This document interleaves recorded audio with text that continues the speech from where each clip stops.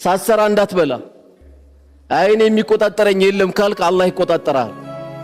ቀድም የተባለውን ገንዘብ አንተም ዝም ብለህ እንዳትበላ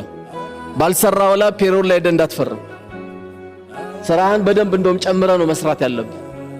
በእኔ የተነሳ አንድ ሽማግሌ አንድ አሮጊትን ያለውበት መስሪያ ቤት መድከም የለበትም ነው ማለት ያለብህ የትኛውም ሰው ይሁን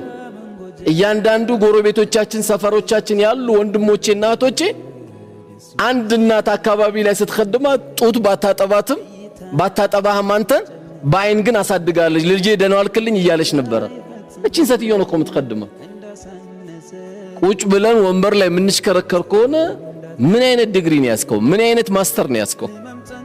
ነብዩ አለይሂ ሰላቱ ወሰለም